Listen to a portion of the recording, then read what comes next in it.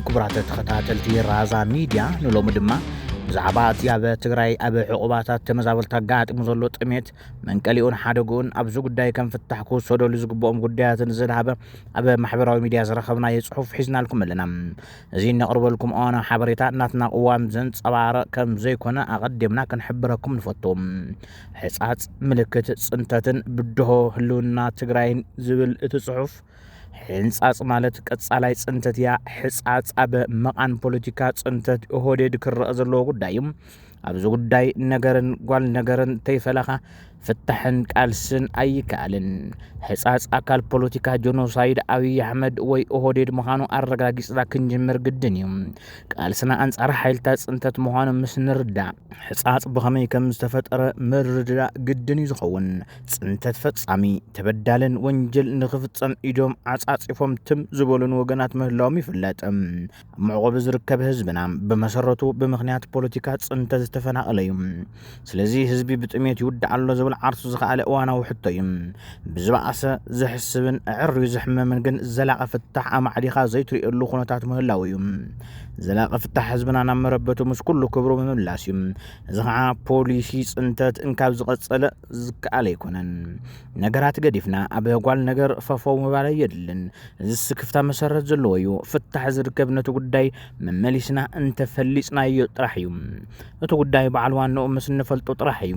ሓደ ካብቶም መሰከፍታት ገለገለ ሰባት ፖለቲካ ውድባትን ጥሜት ሕጻጽ ምስ ተሰምዐ እቲ ጉዳይ ናብ ትግራይ ክውግድዎ ከም ዑፍ መስከረም ፋጻም ምጅማሮም እዮም በዓልቶም ፍታሕ ከይረኸቡ ነገራት ዘበላሽው ምዃኖም ከይንእሶም ሓድሽ መዝሙር ጀሚሮም ኣለዉ ዝገርም እዮም ጅግራፍያ በዓላ ወቂዓ በዓላ ተእቡ ከም ዝበሃል ፖለቲካ ትርፊ ንምርካብ ኣውያት ጀሚሮም እዚ ጨዋነት ህዝቢ ትግራይ ዝፈታትን እዩ ሰበት ጠሚዩስ ፖለቲካ ከስቢ ንምርካብ ምጽዓር ነውር እዩ ከምዚ ዝተዓዘበዩ ጭራ ዝተሓንገጠ ወዲ ማይ ሸዓል ወይ ዘበኔ ዘዕባኻያ ድሙዶ ተምጽእልካ ተመኔ ዝበለ ኣብ ክልል ጽንተት ምህላውና ዘይምርዳእ ስትራቴጂክ ውድቀት እዩ ሕጻጽ ዘሎ ጸገም መሰረታዊ ፍታሕ እስካብ ዘይተረኸበ እናገደደ ክኸይድ ከም ዝኽእል ግምት ጌርካ ምንቅስቓስ የድሊ ሕጻጽ ኣካል ጽንተት ትግራይ እዩ ጽንተት ፖለቲካ ውሳነ እዩ ሰብ ዝነብረላ ትግራይ ምህናጽ ኣብ እንገብሮ ቃልሲ ዝተፈጠረ ቅዝፈት ውዲት ጸላእት እዩ ህዝብና ካብ ጥፍኣት ንምድሓን እዩ መስዋዕቲ ዝኸፈልና በዚ ደረጃ እዩ እትግጠም ፖለቲካ ኢትዮጵያ ፖለቲካ ብሄራት እዩ ካብ ብሄረ ትግራይ ወፂኻ ፖለቲካ ትግራይ ዝበሃል የለን ደረዋው ቃልሲ እውን እንትኾነ ብብሄርካ እዩ ዝጀምር ጸገም ሕጻጽ ምስ መደብ ጸላእቲ ኣተኣሳሲርካ ምርዳእ ግድን እዩ ዝኸውን ክንቃለስ እንተኾይና መሰረታዊ ምኽንያት ምፍንቓል ህዝብና ክንርዳእ ይግባእ ስለዚ ሕቶና ክጅምር ዘለዎ ህዝቢ ትግራይ ካብ ምዕራብ ትግራይ ብሰራዊት ኢትዮጵያ ብዝድገፉ ሓይልታት ተጸሪጉ ክፈናቐል ዝተገበረሉ ምኽንያት ንምንታይ እዩ ዝብል መሰረታዊ ሕቶ እዩ ፌደራል መንግስቲ ተፈናቃላይ ህዝብና እስካብ ሎሚ ናብ መረበቱ ምስ ሙሉእ ክብሩ ክምለስ ዘይተፈቀደሉ ምኽንያት ንምንታይ እዩ ክፍለጥ ዘለዎ ክልል ኣምሓራ ድሌት ይሃልዎ እምበር ወሳኒ ወራር መንግስቲ ፌደራል እዩ ካብ ኦህዴድ ሰራዊት ወጻኢ ኣብ ምዕራብ ትግራይ ዘሎ ዕጡቓት እስካብ ሎሚ ክወፁ ዘይተገበረ ንምንታይ እዩ ተፈናቀልቲ ወገናት እኹል ሰብኣዊ ሓገዝ ምቕራብ ዘይተኸኣለ ንምንታይ እዩ ተፈጢሩ ዘሎ ቅልውላው ተጠያቂ መን እዩ ዝኸውን ዝምልከቶ ኣካል ትግራይ ይኹን ፌደራል ብመርህ ቅድመ መጠንቀቕታ መሰረት ኣቐዲሞም ንህዝቢ ዘየፍልጡ ብምንታይ እዩ ኣብዚ ኸይዲ ግደ ግዝያዊ ምምሕዳር ትግራይ ብኸመይ ንርዳእ ዝብል ሕቶታት የልዕል እቲ ጸሓፊ ምኽንያት ምፍንቓል ህዝቢ ትግራይ ብሚልዮናት ዝቁጸሩ ወገናትና ኣብ እዋን ወራር ብፍላይ ካብ ምዕራብን ዶባት ኤርትራን ተፈናቂሎም እዮም ካብ ዶባት ኤርትራ ዝተፈናቀሉ ወገናትና ናብ መረበቶም ዝተመለሱ ምዃኖም እዩ ዝዝረበ ካብ ምዕራብ ትግራይ ዝተፈናቀሉ ወገናት ብሰንኪ ኣብይ ኣሕመድ እዩ እዚ እንትንብል ርስቲ ተጋሩ መሬት ምዕራብ ትግራይ ኣይኮነን ዝብል ጉጅለታት እውን ምዝካር የድሊ እዩ ርስት ኣስመላሽ ዝበሃል ጉጅለ ተፈጢሩ ጸኒሕ እዮም መንግስቲ ብልጽግና ኣብ ምዕራብ ወራር ምስኣቶ ምልሻታት ጎረባብቲ ሓይልታት ሓቢሮም በመእታው ዘመተን ጆኖሳይድን ፈጺሞም ማይ ካድራ ዝተፈጸመ ጆኖሳይድ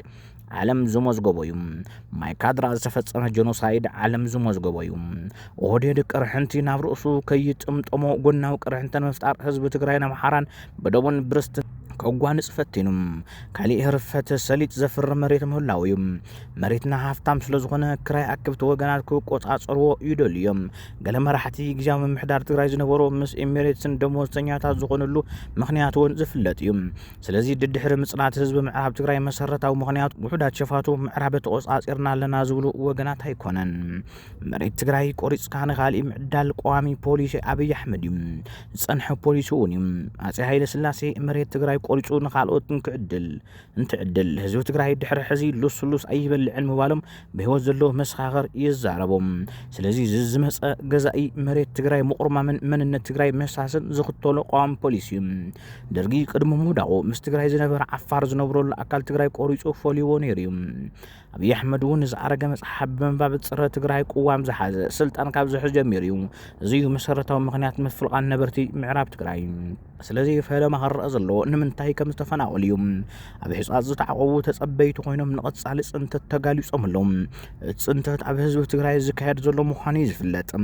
ሎም ውን ኦህዴድ ማለት ውን አብይ አሕመድ ኣብ ትግራይ ዕጽዋ ምክያድ ቀጽሉ ኣሎም ክንቃለስ እንተኮይና ሰብ እንኩም ወጥራህ ኣይኮነን ክንቃለስ ዘለና ፖሊስ ጽንተት ንምስዓሪዩም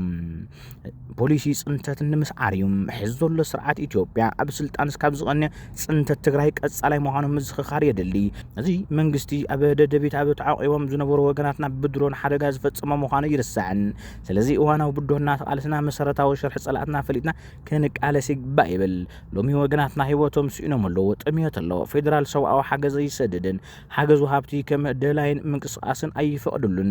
በእንትና ምዃንና ምርዳእ የድልዩ ወጻእተኛታት ክሕግዙ ከም ዝኽእሉ ዝግመት እዩ ንሱ ውን ብዙሕ ፈተና ኣለዎም ስርቂ ሰብኣዊ ሓገዝ ብፌደራል ሰብ ስልጣን ይዝካየድ ኣብ ፌደራል ዝነበረ መተሓባበሪ ሰብኣዊ ሓገዝ ሎሚ ኣብ ደገ ከም ዘሎ ይፍለጥ ኢትዮጵያ ሓገዝ ብምስራቅ ናብ ዓዳጋ ቀለብ ሰራዊት ክትገብሮ ምስተፈለጠ ዩኤስኤድ ስራሕ ጠጠው ቢሉ መንባሩ እዩ ዝዝከር ገለ ሓለፍቲ ቀዳማይ ግዝያዊ ምሕዳር ትግራይ ወንጀል ፌደራል ክንካፈል ንምንታይ ኣብ ትግራይ ውን ስርቂ ሰብኣዊ ሓገዝ ከም ዘሎ ምጥቋም ጀሚሮም መንባሮም ዝዝከር እዮም ተፈጢሩ ዘሎ ሓገዝ መውሓድ ኣስተዋጽኦ ገይሮም እዮም ካልእ መንግስቲ ፌደራል ዕጽዋን ክባን የሰጉም ከም ዘሎ ምርዳእ የድሊ እዚ ትግራይ ከቢብካ ኣጥሚኻ ምስዓር ማለት እዩ ስለዚህ ኣፍልጦ መሰረት ገይርና ክንሞግት ይግባእ ብዝኾነ ህዝቢ ትግራይ ሓያል ብድሆ ገጢሞ ከም ዘሎ ኣቀዲሙ ዝፈልጦ ህዝቢ እዩ ሓደጋ ህልውና እንተጋጥም ከዓ ዝሓበያ ጻብዕቲ ኣርቃየ ጸንባዓ ምባል ቅልጹሙን ዓቕሙን ኣዋዲዱ ከም ዝሓብር ይፍለጥ ህልውና ኣብ ሓደጋ ንኽወድቕ ውን ኣፈላልያትና ንጎኒ ገዲፍካ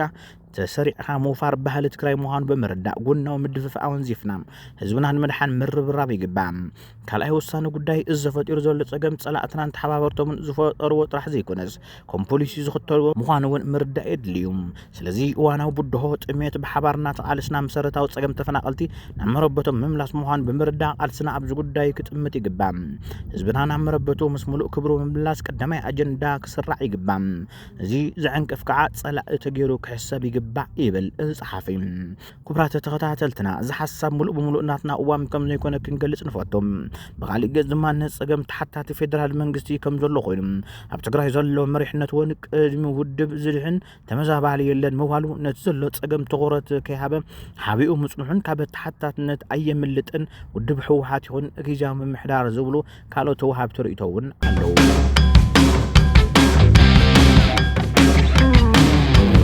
دالنا لكم تنتانا نستخدمكم يمثل سلام